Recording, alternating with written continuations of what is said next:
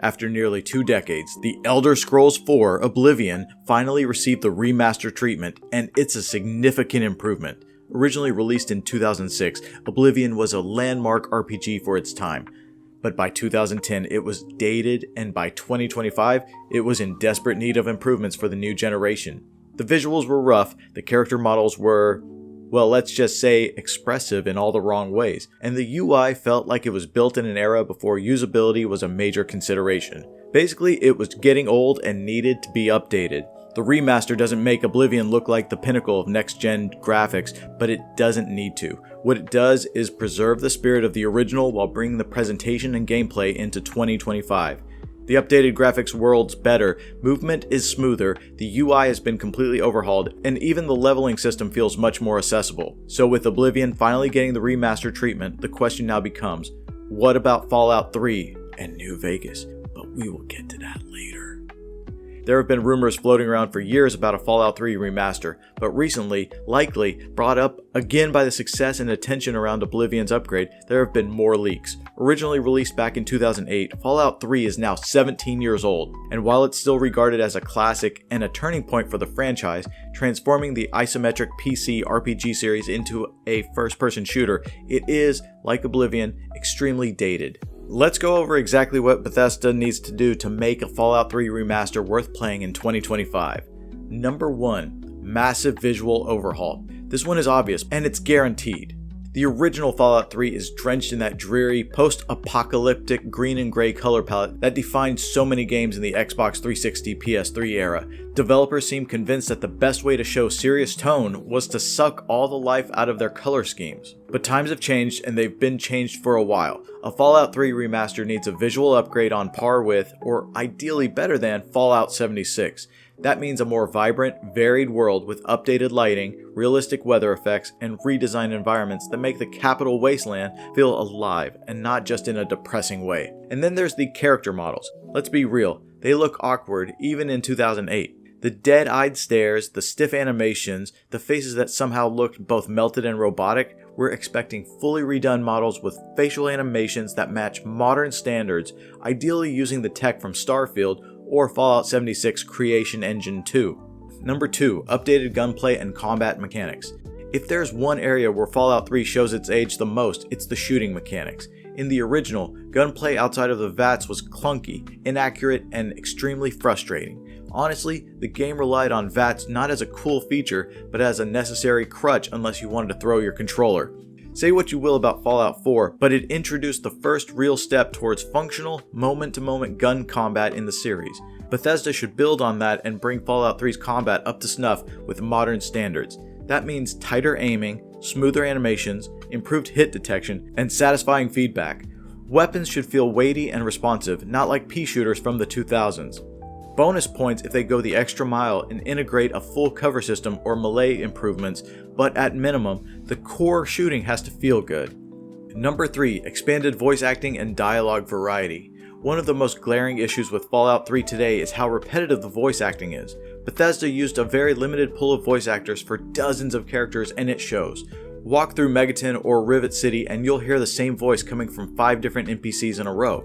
It's immersion breaking and makes the world feel smaller than it should. A remaster needs to include a broader voice cast to diversify existing dialogue.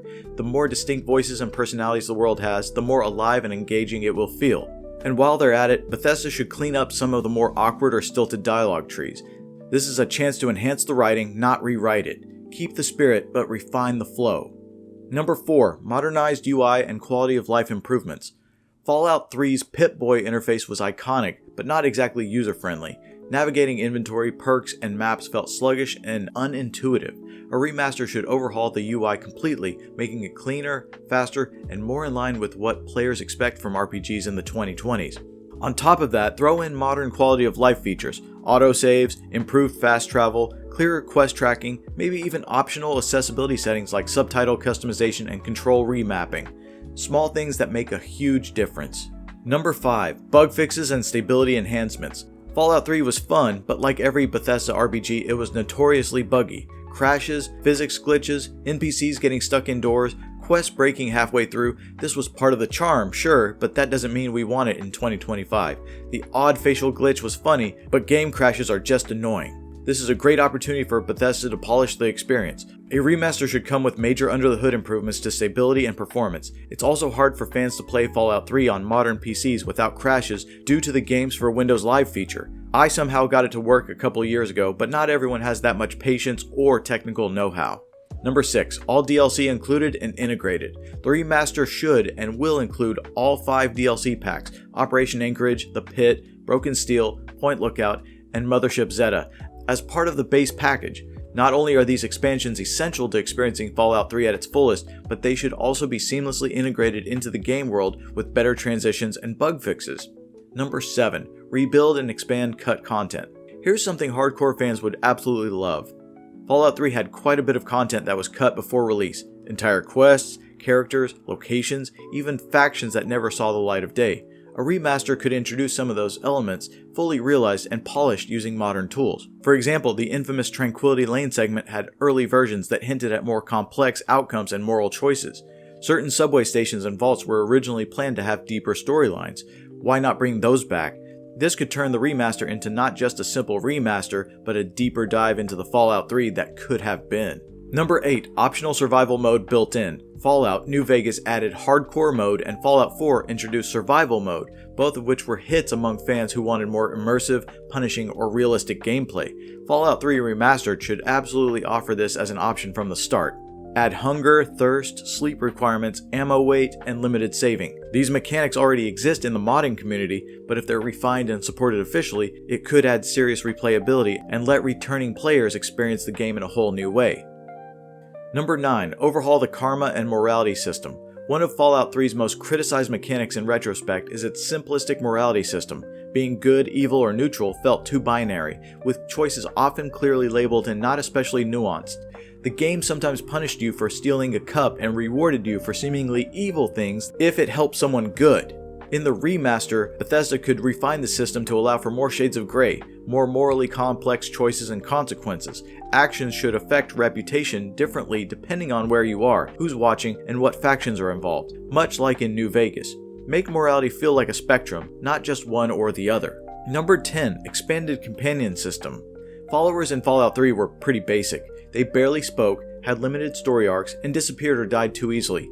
A modern remaster could take a page from Fallout 4 and give companions more personality, dialogue, and even relationship mechanics. Add loyalty quests, dynamic reactions to your choices, unique perks tied to each follower, and maybe even some influence over how they develop. Let us actually bond with Dogmeat, not just throw them at super mutants and hope for the best. Number 11. Environmental storytelling upgrades. One of the things Fallout 3 got right was its environmental storytelling. Abandoned vaults, skeleton-filled diners, crashed UFOs, but with modern design styles, Bethesda can push that even further. With upgraded lighting, sound design, and physics, they can create more haunting, memorable spaces. Imagine a vault where sound design alone tells a whole horror story, or ruins you can piece together based on visual cues and leftover technology. Add some immersive audio logs or scattered diary entries that reveal hidden side plots, just like in BioShock. Off topic, but I love the BioShock games. Would you all like to see us make videos on that series? Leave a comment below.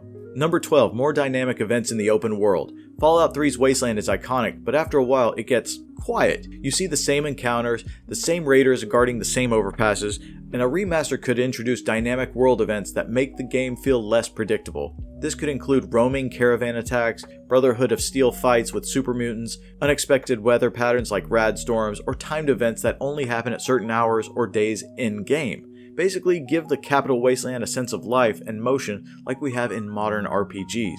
Number 13. In-game mod support or Creation Club integration. This one might be controversial, but if done right, it could be a huge win. Support for in-game mods through something like a built-in version of Bethesda's Creation Club or Steam Workshop style system. Mods are a huge part of why people still play Fallout 3 today. A remaster that makes it easier to install and manage them, even on consoles, could dramatically extend the game's lifespan. Just don't lock essential fixes behind microtransactions and fans will be happy.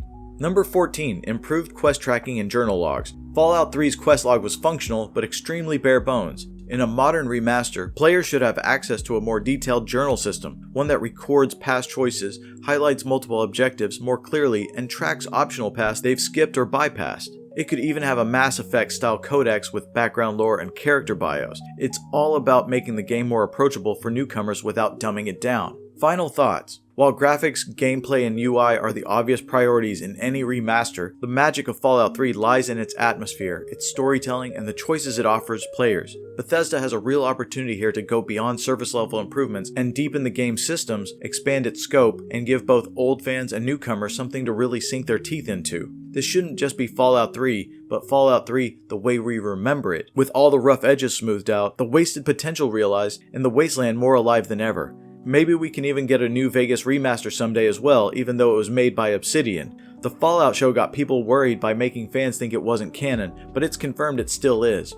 New Vegas is one of my favorite games of all time, and I first played it back in 2016, and it was dated then. I'd love to play it again with modern quality of life improvements. For now though, let's just hope Fallout 3 gets remastered and includes everything I talked about. If you enjoyed this video, please be sure to like, comment, and subscribe, and check out our other content. This has been Danny with Game Domain.